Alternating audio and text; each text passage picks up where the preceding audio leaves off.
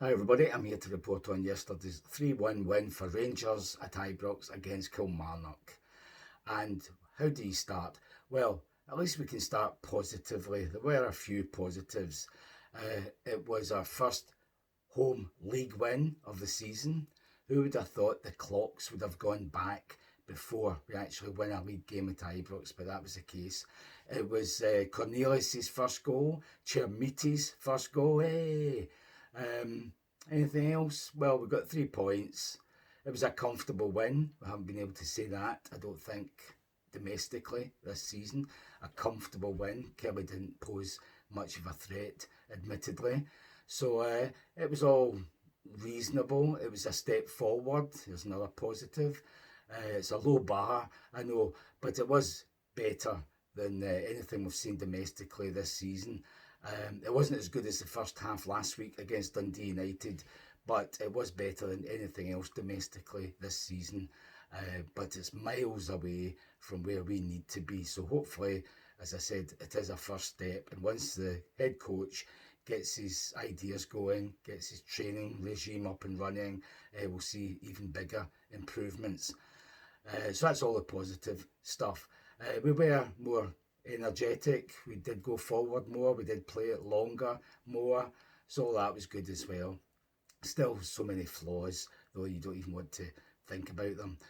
I was surprised the manager started the game with Magoma at left back. I never wanted to see him play again for us, but actually that was one of his better performances. He was okay, and he actually put in a fantastic cross for the second goal for Danilo to head it in, and he put in a few more crosses similar in the first half. So yeah, he was okay actually. Um, I'm hearing people say Cornelius was the man of the match, etc., and he was really good. I didn't think he was. He did some good things. He scored a good goal with his head, but in the second half, he was out jumped. Okay, it was a big dreep of a Kelly centre forward, but he was out jumped. He hardly won a ball in the air. He was out of position. He was too easily shrugged aside. I'm worried about him. I don't see him as a fixture next season going ahead.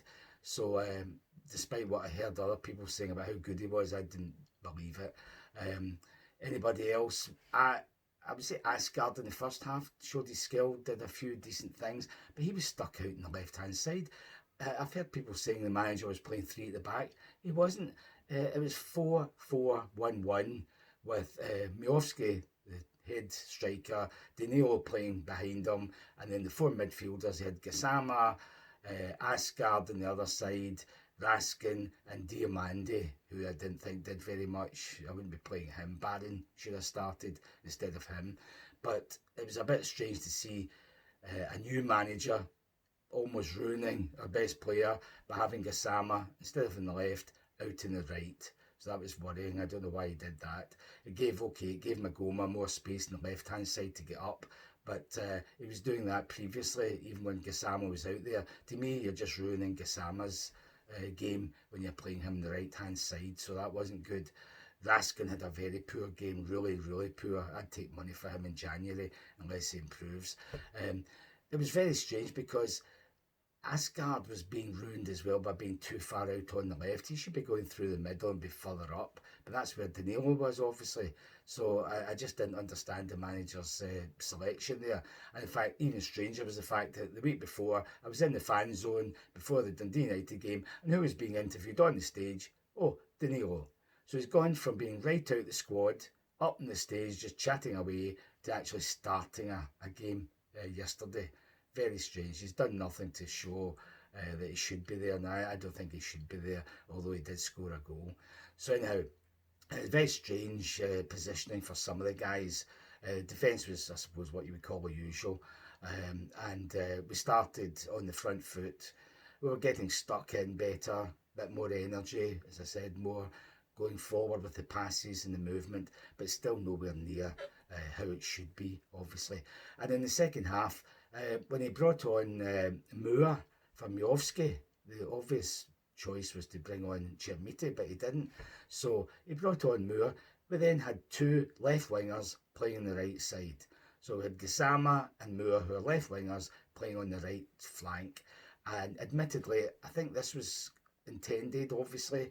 and it was a good idea, and it produced probably Moore's best game. It wasn't brilliant, but it was his best game so far. He was taking people on, getting past them, he was getting stuck in, he was trying to keep going forward, but he was actually playing inside Gassama, so like an old-fashioned inside right, so he wasn't on the wing. So by playing infield a bit, when he was getting a pass, he had more space around him. We didn't have a touchline hemming him in, so he had more space around him. So maybe that is why he could produce a display where he did get past people a bit more. So well done for that. If I'm assuming that was intended. If you get the ball 10 yards from the touchline, you can go either direction, either side. So well done for that. The first goal, another useless performance from Tavernier, by the way. His usual terrible crossing out of position, etc. But at least he put in a decent ball into the box. I say decent, it was beyond everybody. But Cornelius managed to run round the wall and just nod it in. So well done to him for making the effort to get on the end of it, because it was just going to swirl right into the goalkeeper. So that was a good start anyhow. Then when everything's looking comfortable, we're looking for that second goal. Dud referee Kevin Clancy should have given a foul on their half against them when a guy really fouled Diomande. But oh no, play on, says the ref. The ball gets swept to our right-hand side. Suter comes across to tackle the guy, gives away a foul. Oh, and he gets the first booking of the game, despite Kelly's fouls, up until that point. So that should never have been a free kick. It shouldn't have been a free kick, because we should have had one 10 seconds before that. So it goes into the box, ends up going for a corner, and from the corner they score. So if Clancy had done his job and given us the foul originally, that wouldn't have happened. Still, we can't blame him for the goalkeeper's error. I think it's the first bad blunder Butland has made this season. I don't know why he didn't just jump up and grab the cross, because nobody challenged him. He tried to punch it, missed it, goes behind him, and the guy just slips it into the net, taps it in. And when you see it again on TV, a yard in front of him, there's our Captain Heroic standing watching the goal, watching the ball coming over Butland, and presumably when he turns around, there's a guy behind me. Oh, what a shame. Just no awareness of where anybody is. In fact, in the second half, Danilo scored with a lovely header. As I said earlier, great cross from Magoma. Lovely header. No power in it, just direction. Hit off the post and went in. But a couple of minutes later, they could have equalised. A guy from the right-hand side just chips it into a box. There's Tavernier, goes over his head. And there's the Kelly forward. I can't even remember his name. He's a journeyman player. Anyhow, he's a yard behind him. Has an easy header. It should go in, but he didn't do the header, didn't place it where he should have, and Butland made his only save of the match. A really good save though, got down to it and palmed it round the post, at the post, for a corner kick. But that could have been in the net. We could have been back to 2 each, thanks to Tavernier again sleeping at the back post, totally unaware that, Bruce Anderson, that was the guy's name, Bruce Anderson was behind him, just an easy header down and into the net, apart from Butland obviously saving us. So well done, Tavernier. Yet another chance given up thanks to his total unawareness of where players are around him, either side of him, behind him, usually. So thankfully we got away with that. Then Chermiti's on by this time.